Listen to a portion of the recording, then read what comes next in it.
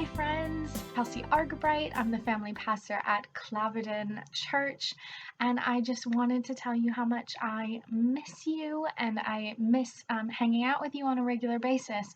Whether you're used to seeing me at Awesome Club or at school assemblies or messy church or Easter workshops or youth club, I just wanted to come and meet you where you are and tell you that I have not forgotten about you, and I am continuing to pray for all of you during this crazy time. I know that right now I'm going through some times where I'm feeling really bad and a little bit sad because everything's changed so quickly. There are so many people who are working very hard to protect us and to keep us safe and healthy. So I can only imagine how all of you are also feeling. So I wanted to connect with you and tell you a story. Um, Maybe do a little bit of a craft and a prayer activity, just so we can connect with each other and pray together. Because I think that is so important to do, especially now that we are isolated in our own homes. So today, if you want to stay on and watch this video with me, you'll need a few items for our craft, and I'll have you pause the video after I tell you what they are so you can run and go grab those items, okay? So what you will need is a child's scissors, and if you're very young, you might need an adult as well. Some colored pencils or crayons or marking pens, whatever you like to color with. You will need a piece of printer paper, plain paper, printer paper, a plate, and some water. Okay. You might also need something round to trace. I'm going to use my coffee cup.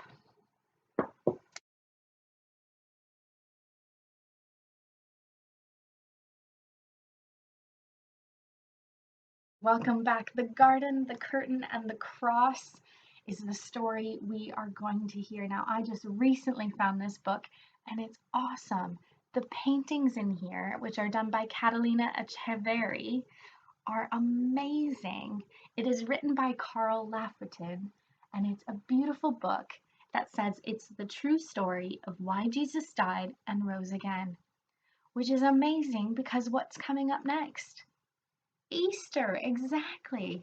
So, why don't we dive right in?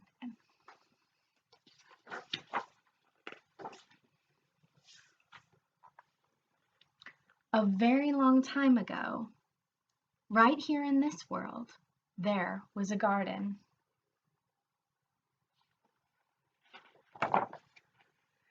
In the garden, everything was wonderful. The world was full of laughing and playing and smiling and fun. There was nothing bad ever. There was no one sad ever. And best of all,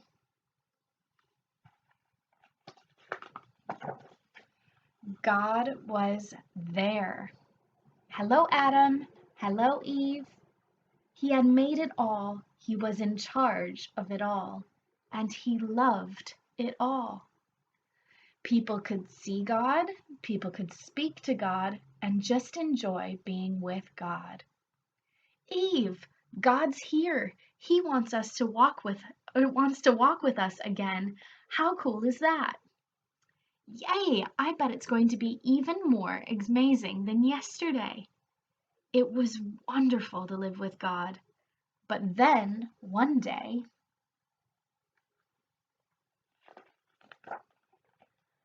the people did a terrible thing. They decided they didn't want to do what God said. They decided they wanted a world without God in charge. God calls this sin. Sin spoils things. So sin has no place in God's wonderful garden. God said to the people, "You can't live with me in my garden anymore," and he sent them outside.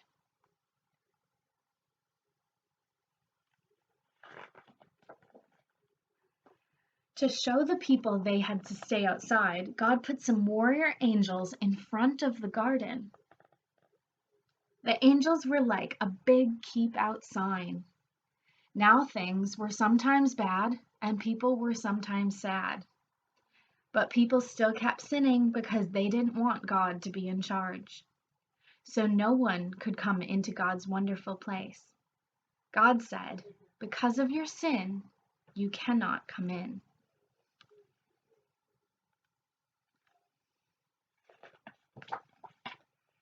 God wanted people to remember it is wonderful to live with Him, but because of your sin, you can't come in. So He told the people to build a special building called His temple, where He would live. In the middle of the temple was the most wonderful place in the world, the place where God was, with nothing bad and nothing sad. It was very exciting.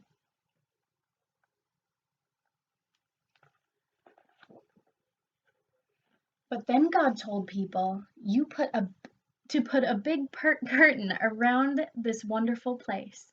The curtain had pictures of warrior angels on it. It was a big keep out sign. For hundreds of years, the temple curtain reminded people that God said, "It is wonderful to live with me, but because of your sin, you cannot come in."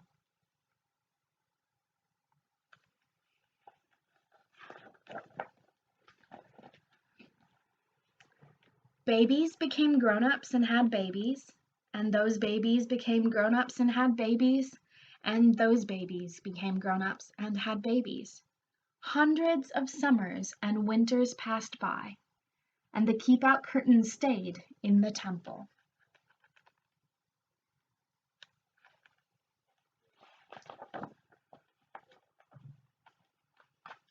Then one day, God the Son came to live in this world as a person. He was called Jesus. Jesus always did what God said. Jesus never sinned. And Jesus visited the temple where the keep-out curtain hung. Jesus knew that things were sometimes bad and sometimes sad.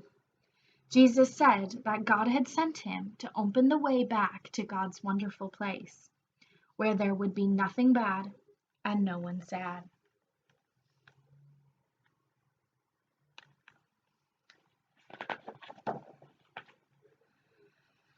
People still didn't want to let God be in charge, so they decided to put Jesus on a cross. It was the most bad thing that had ever happened, and it was the most sad day of all time. But Jesus had a plan. He had always planned to die on the cross. What a strange plan. Why would God's Son plan to die?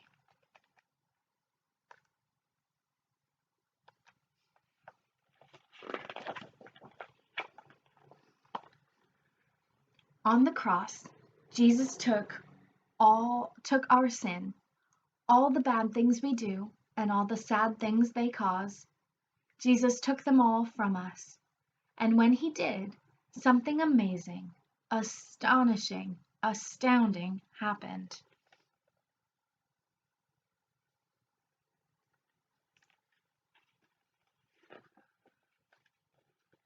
The curtain tore. God had ripped up the keep out sign. God's wonderful place is open again. Because Jesus died, we can go in.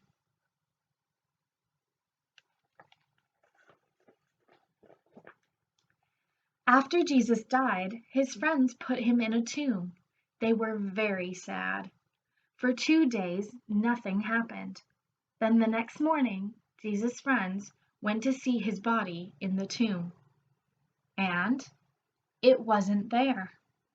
A little later on, Jesus' friends were all together, and suddenly Jesus was there, alive.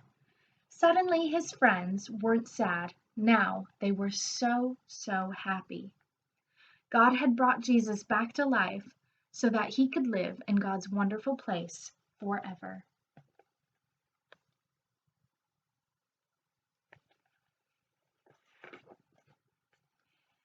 And Jesus has sent everyone an invitation to come and live with him there too. He tells us, says it is wonderful to live with him. Because of your sin, you can't come in, but I died on the cross to take your sin. So all my friends can now come in.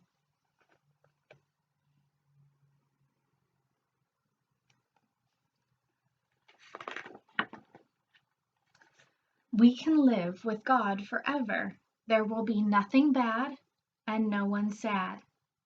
Come on in, friends. We will see God and speak to God and just enjoy being with God, just as He planned. It will be wonderful to live with Him, and it's all because of Jesus.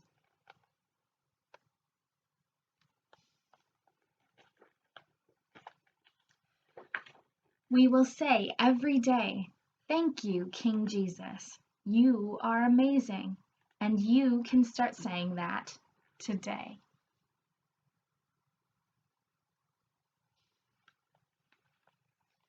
The end.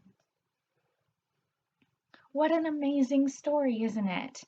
All about Jesus making the way. And I think it's important, especially, to remember that now when there are lots of bad things and sad things in our world. That actually, because there's those things, we need to remember who Jesus is, what he came for, what he's done, and what that means for us. We have an invitation to be in a place where there's nothing bad and nothing sad. Right. Do you have all of your craft items?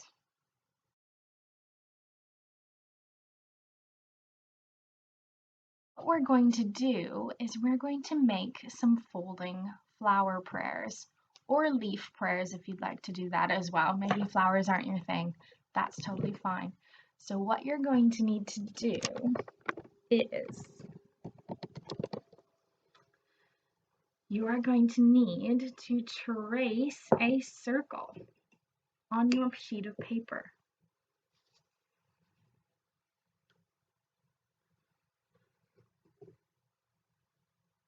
My circle isn't very good, sorry guys. And in the center of that circle, I'd like you to write a prayer. Maybe something that you just need to say to God. Something I need to say to God is thank you for looking after me. So I'm going to take a pencil and just write over that. So I'm going to say thank you, God, for Jesus.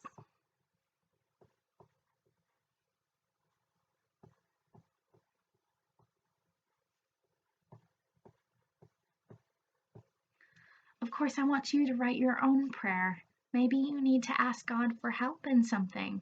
Maybe you're feeling worried and you need to write about that as well.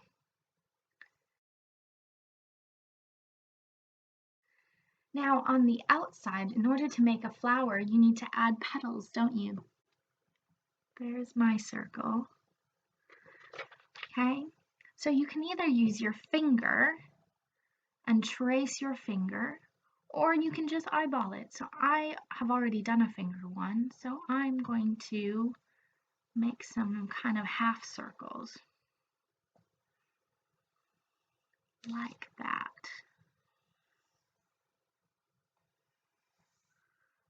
You just want to make sure that they're roughly the same size. Okay.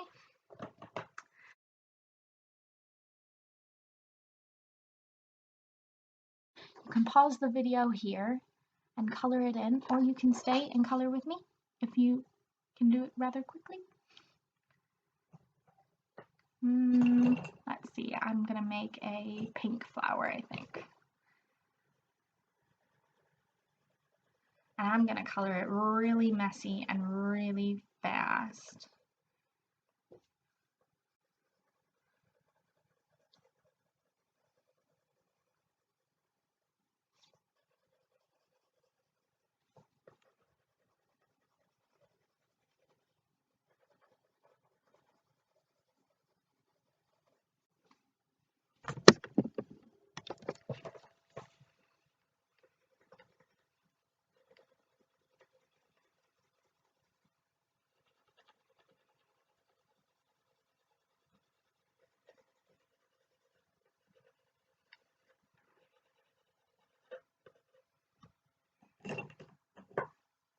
Oh, I used to do this all the time as a kid when you took a bunch of colors together and scribbled.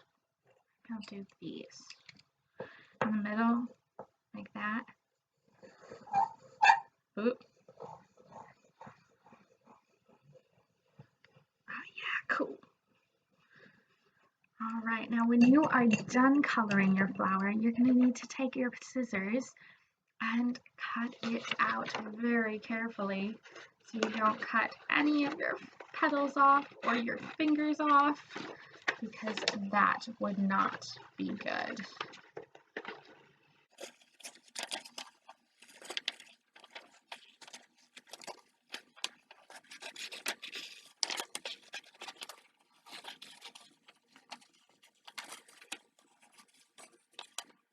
Maybe you couldn't cut that fast, and that's okay. Just pause the video until you're done. Okay, now that you have your colored flower, what you need to do is fold in all of the petals so they're covering your prayer. Okay. Fold in each petal to the center, so none of your prayer is showing, like that. Okay. Now you should have a plate. You can set that down on the table in front of you and take a bit of water, pour onto your plate. Okay. Right, now before we put our prayers in this water, I have a few that I've written here. I'd like us to just say a prayer together, okay? So we put our hands together and we maybe need to close our eyes so we can focus on God. And remember what the garden, the curtain, and the cross story told us. That because of our sin, we cannot come in. But because Jesus died on that cross, everyone is invited to live in a place where there is no bad and no sad things. So God listens to our prayers and He is with us, and He invites us to this life without worry and without fear.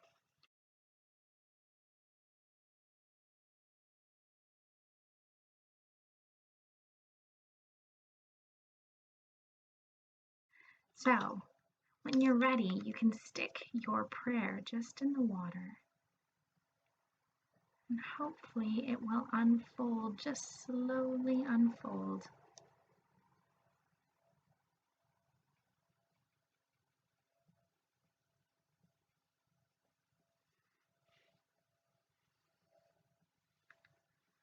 I'm going to put my other one in as well.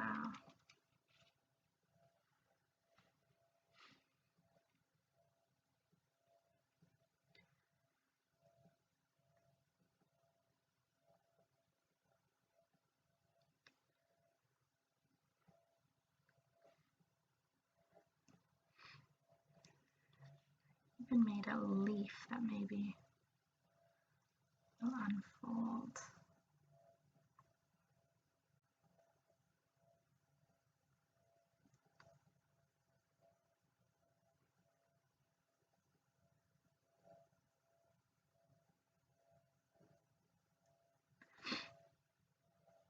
Is thank you, God, for Jesus. And I also said, God, help me not to worry. And I also said, dear God, please look after my friends and my family. Love, Chelsi. All right, friends, I appreciate you spending with me 20 minutes of prayer and just diving into the promises that God has for us. I hope that you are doing well. Always feel free to message me or email me or connect with me on Facebook. All right, lots of love to you all.